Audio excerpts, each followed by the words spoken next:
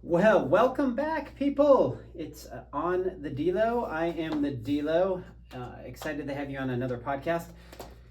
Whew, I'm out of breath. I got up early, well, the usual, about 3:50 this morning, and I got my workouts in. We got some painters coming over to the house today, and I had to move a bed, which my wife will laugh because it's really not that big of a deal, right? And painters came over and dogs are barking and all sorts of activity. It's very exciting at the Delorenzo house. We have a backyard that's in shambles and we buried our pool, if you don't know. I strongly suggest if you don't use your pool, bury the damn thing. Nobody used the pool at our house, and I was just so grateful to actually have more land and more, I don't know, place to play with the dogs and do stuff. So we're building out some landscaping and doing some really cool stuff there. And I thought I would jump in here before my meetings today and try and catch my breath. Yes, I have a big pot of coffee here. This is left over from yesterday. I'm gonna have a little bit. Yum. And I thought I would just do a quick podcast on social media. And really, social media, the benefits of it for my business. So I want to talk about really the good parts of social media. Now, obviously, there's a lot of stuff going on that's not, how do I say, conducive of us being productive, right? I think, when we talk about social media and we talk about other aspects of it, a lot of times, most of the time, people really focus on going down the rabbit hole, scrolling, the negative affects, how much time it wastes, and whether we should be doing this or that. And I'm completely guilty of all of the above. I know that over time I became, how do I say, a little bit dependent on just monopolizing time that I really don't have at 51 years old to just kind of look at things, and God only knows if those things if they're real, if they're authentic, if they're coming from a source that's reliable, if it's anything that is adding benefit to my life, right? There's a lot of that goes on, and a lot of us tend to go down that rabbit hole. And if you have not gone down that rabbit hole, please, by all means, let me know your secret and, like and comment and all that sort of stuff. I'd really like to know, because that really is a superpower in this day and age. And if you think about, when did Facebook come out? Was it 2007, something like that? I mean, that was really the gamut at the beginning. I think, obviously there was MySpace before that. And before that, there was Atari and MTV. That was really your social media. That was the activities that were pulling you away from everyday life. And now you can do things together with other people. You can argue with people. You can tell people that they're wrong. It's a whole lot of just shit that goes on that doesn't really need to, but it does. And then you do have, predatory environment where people, they want to poke the bear a little bit, and they want to do things to get people to get them excited and riled up. And you go down the whole rabbit hole of algorithms and likes and and comments and stuff like that. So this isn't about that. This is just that's the preemptive of getting into why I like social media. And again, I do like social media. And ever since, I was a little kid, I really like the aspect of, let's just say, talking on camera. We had one of those big VHS cameras that you'd hold on your shoulder, and I have a lot of old video, which I'm gonna post on my Instagram. That's not a bad idea. I have old video of me, like, really long hair, and I think I'm in shape at that time for my life, and it's like college and probably a lot of high school, footage. But I was always one that was never shy or embarrassed or didn't mind putting stuff on camera and doing things like that. So when social media actually came out and you're able to utilize your phone as a camera and utilize it as a way to promote yourself or put yourself out there if you were into it, for me, it was very welcoming. It was like, and ask my wife, she's like, dude, you just love yourself way too much. And yes, that's true. There is a lot of that. There's also some self-loathing too. Like when I see myself on camera or certain pictures, I'm just like, oh my God, what is that, right? But I think the difference between me and other people that don't do it at all is I care and I don't care, right? I give a fuck and I don't give a fuck. I think there's two aspects to how you do it.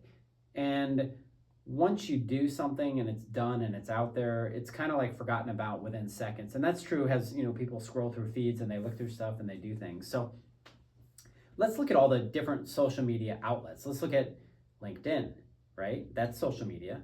Is it more of a busy business professional sort of thing? People job posting, people putting educational stuff about business, be professional on LinkedIn. LinkedIn's kind of like the suit and tie of social media. Then you have Facebook. Facebook's like really becoming for old people now to complain about shit, especially politics. Show pictures of your dogs, which I do a lot of, maybe family stuff. Whenever somebody dies, you always see it on there.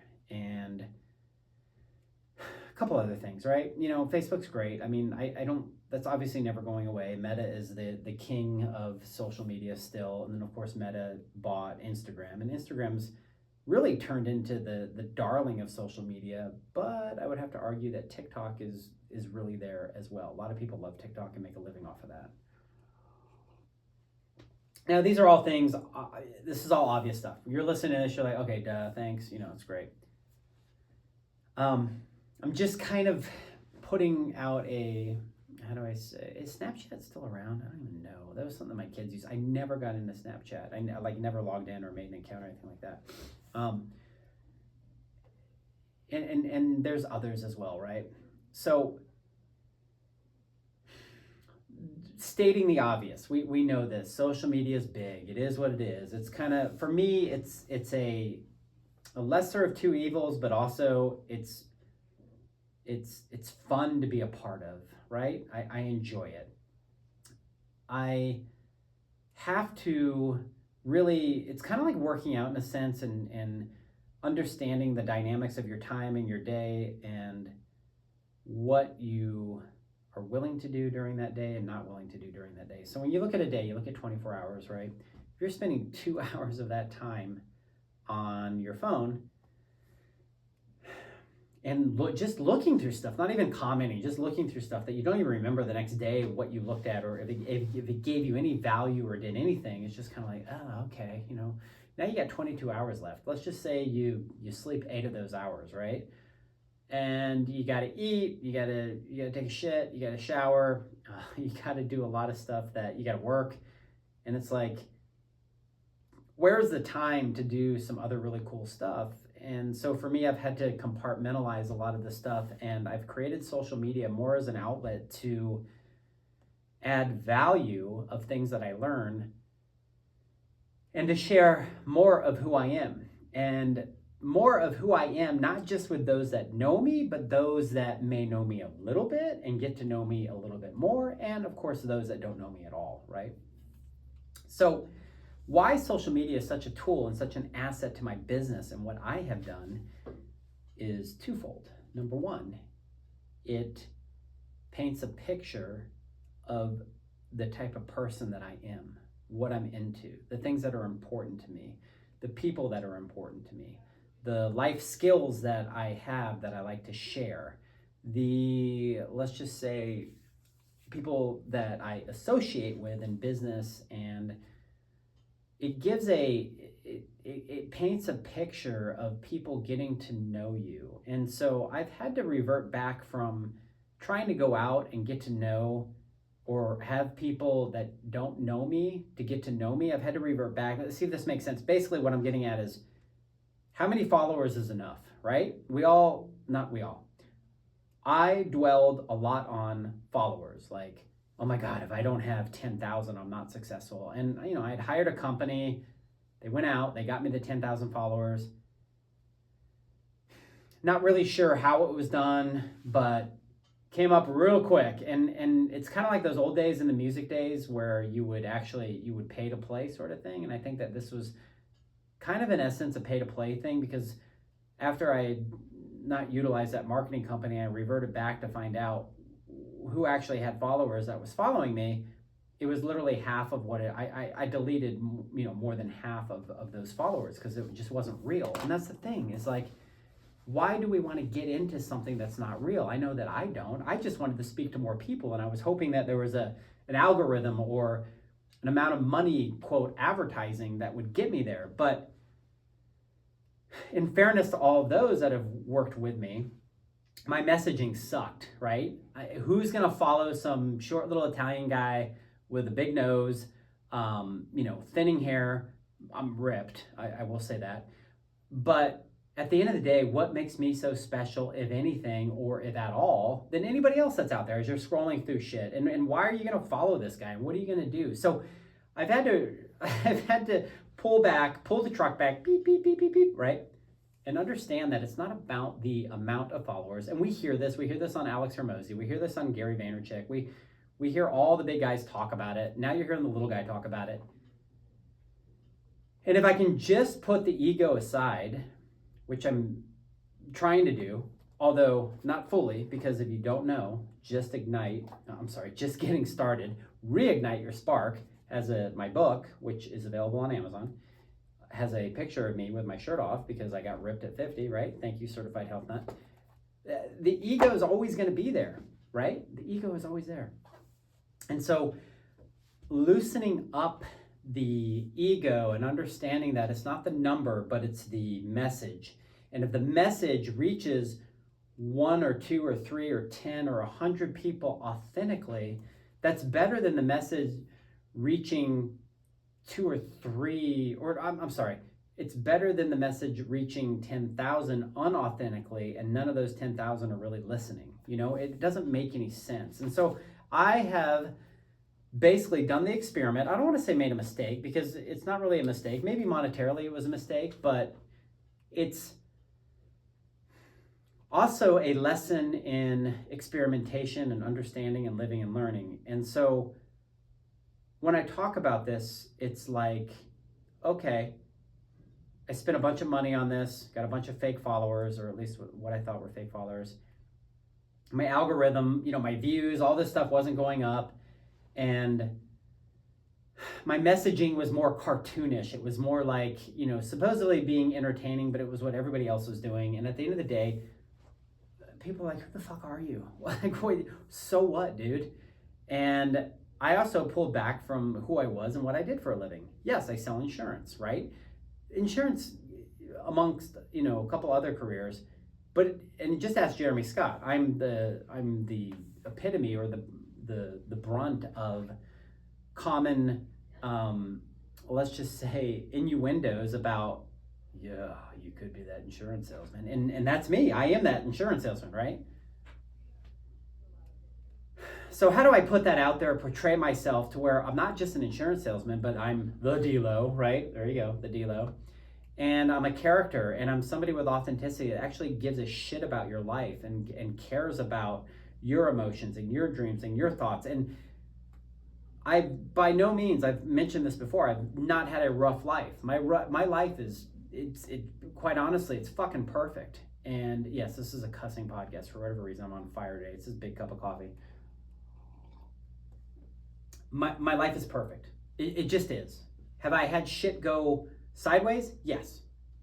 Can I recover from that, bounce back, understand that I have full control of my emotions and my destiny and my energy? Absolutely. So when I look at my upbringing, okay, yeah, my dad, married 5 times, my mom 3 times. Did that destroy me? No. It actually brought more value to my life. I got more authentic and beautiful people into my life that love me like a son and are still here to love me. And I'm so grateful every day that passes. And there's a point to kind of going around this. Is there any aspect that was very hard on me? Let's just say financially? Nah, I've always had backing. I've always had people being able to take care of me. I haven't always had all the things that I wanted, right? Nobody was really giving me too much. Yeah, they gave me a lot, but not giving me what I have now that I've worked my ass towards and worked really hard. And I'm a very giving person. And because of that, because of the way I brought up, I love to give back, and I love to be that person in people's life, and not just giving back on a monetary level, but on an emotional level. and, also a level of just, being there for people. So when I talk about all this, and, I haven't had this hard life that I can share and have people integrate into the story of emotion, being like, oh my God, he's just like Oprah or Tony Robbins. It's just not going to happen. And I understand that. But I can just be me, and I can authentically share my story of being a kid and being away from my dad and crying so hard because I was so separated, from him at the time, and not understanding what a lot of that stuff was about, to enjoying rock music at a young age and always putting it in my head that I was going to work in that field and I was going to be a part of it and I was going to be successful in it and I was going to meet my idols, and all of this shit came to fruition. Was it by chance? I don't think so. Actually, I know so. It was all by putting the mantra out there of what I wanted to do and how I wanted to do it. Now, did it go perfectly? Did it go exactly the way that I thought? No.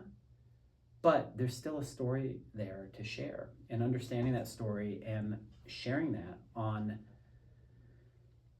the different platforms is great. And so if you're running a business, right, or if you're just working in a business and you're looking to up your sales and you're looking to become more of a person of, let's just say, authenticity in the aspect of your humanness and your career, this is a great way to do it, okay? If you close a deal and that person is happy with the deal and they give you a testimonial and they want to do a video with you about that testimonial, what a great way to share it. Why wouldn't you want everybody out there in the stratosphere to see it? Because you know that 90% of the people out there are scrolling through and reading stuff and looking at stuff.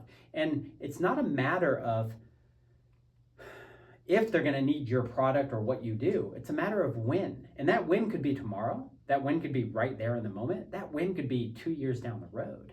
But if you're not consistently putting the messaging out there of who you are and what you're doing and who you're doing it with, people don't know. Because people's attention span is very short. And it's also, their memories are even shorter, except for my wife. My wife has the longest memory ever. And especially when I do shit wrong, trust me, a year later, it'll come up. Hey, when, and I'm like, I have no fucking clue what you're talking. Oh, okay, wow. So those are wives, right? I'm talking about most people in business that don't even think another thought after they've scrolled through your thing.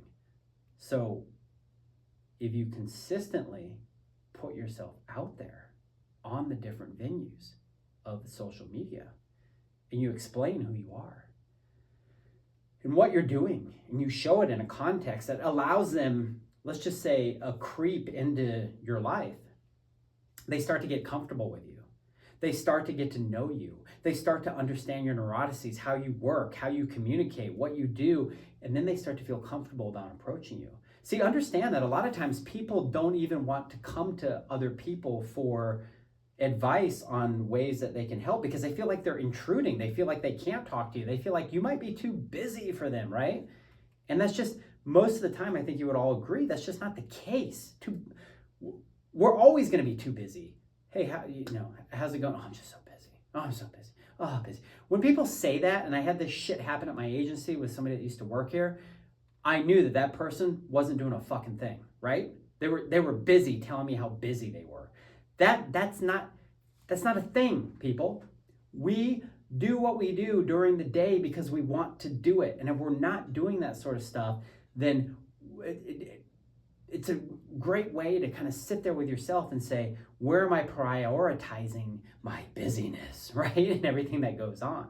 So if you put the analysis out there to people that you are a human and you're here to help and this is what you do and you love what you do and this is how you do it, eventually they're going to reach out and they're going to ask you a question. And maybe that question turns into an introduction. Maybe it turns into a consultative, moment that then turns into a quote unquote sale, right? Because at the end of the day, we're all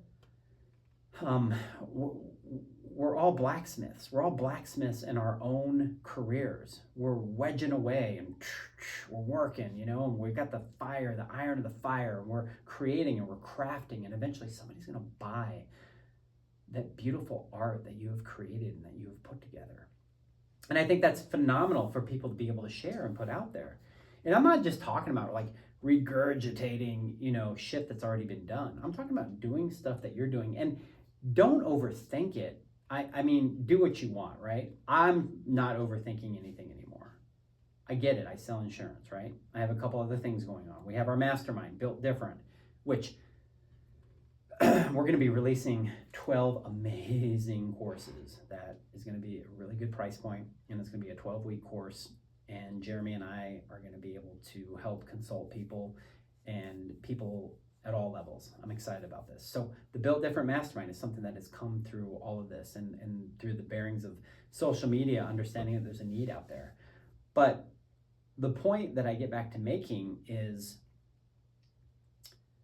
when you are trying to think about stuff to post, stop thinking about it.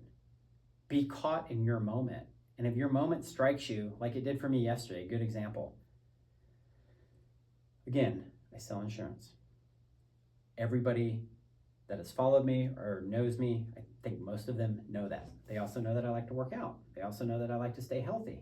Wouldn't you want somebody that is healthy, excited, gets up, responds to things, to be handling one of the most important aspects of your life? And that's if shit goes wrong with you, that you're going to be covered, that somebody's going to come in and take the gap in what it is that has happened. Your house burns down, you get in a car accident, your bar, blows up, there's a fight there, there's a shooting, somebody drinks and drives. Don't you want to be able to call somebody personally and talk to them about it and know that you're going to be okay? So if I film a video of me going out and talking about how I utilize my time to make sure that I get my 10,000 steps a day, right? What does it have to do with insurance? Well, specifically nothing, but everything, because it has to do with me. And all I am is the vehicle for something that everybody, pretty much everybody, has to have. So why not buy it again from somebody that's talking about getting their 10,000 steps authentically and with purpose and with passion and love? Because maybe they operate their business that way. Maybe today in my business, I got to make sure that all of these boxes are checked. And these boxes are very important boxes. Some people just lollygag into their life and into their business, and how they're in business is beyond me, right? But they are, and people still work with them and still do that. So for you, if you're looking to utilize social media to uplift yourself and your business, you're already 90% a step above most and all people. And I get it. A lot of people don't want to do that. Hey, Dave, not my personality. I don't want to be on camera. I don't want to talk. I'm just uncomfortable. Okay, nothing wrong with that. And I'm not saying that this is a podcast about how I utilize social media and what I've done. And I know a lot of you listening to this podcast probably follow me on social media. You see me once, if not twice, a day. Maybe some of you, depending on when you log in, once or twice a week. But guess what? I'm there. Hi, it's DELO. Oh, shit, DELO has his shirt on today. Oh, DELO just closed this account. Oh, DELO just climbed a mountain. Great. Oh, DELO loves his dogs, right? You know something about me, and you will continue to know something about me because I don't revert back or hide. And this is not for everybody. And even if it's not for you, maybe you want to utilize the social media to put tools out there without your face behind it. Maybe you want to put literature. Maybe you want to put added value. All of that stuff is great as long as it reverts back to authenticity, ethics, and the ability to speak to who you are and what you do, right? And sometimes people just want to post a picture of their pig, and that's okay too. They're not even utilizing it for business because they don't have to. And it's an escape, and I get it. Escapes are great. That's a lot better escape than forming a cult and, attracting weirdos. So the power of social media is so big, and I love it so much. And I really think it's a competitive advantage in business, especially when you're authentic and you can be real. And you can also connect and communicate with people on there. So even people that you don't know, but maybe you want a connection to, or maybe you have a third to a second, fourth connection, LinkedIn's like, you're one to, maybe you can reach out to them. And instead of them being creeped out because you're like knocking on their door, they can actually get a backdoor look of who you are and what's going on before they reach back out. And it's a more comfortable way of doing that. So I will close with this. At the end of the day, you can either spend your life performing or you can live it, right? the real people are always going to find you. They're going to find who you are, what you're doing, how you're doing it. And the thing is like, if you're questioning about what you're putting on social media, don't question it. Just tweak it. Tweak it to where you just know that this is right, this feels good. And you take a deep breath and you just say, all right, I'm satisfied with that. So thank you so much for listening. I wanted to do a quick one before my 15,000 meetings today. Again, the Built Different Mastermind. Jeremy and I got some really cool stuff cooking up. I appreciate you all subscribing, sending this to your friends. Give it a 5-star. There will be a blog on this, which will go on to social media, LinkedIn, and what else am I working on? Oh, obviously I sell insurance, so if you're looking for that, give me a call. But all that said, please enjoy your life. Have just an amazing March. This is episode 155, and until next week, peace out.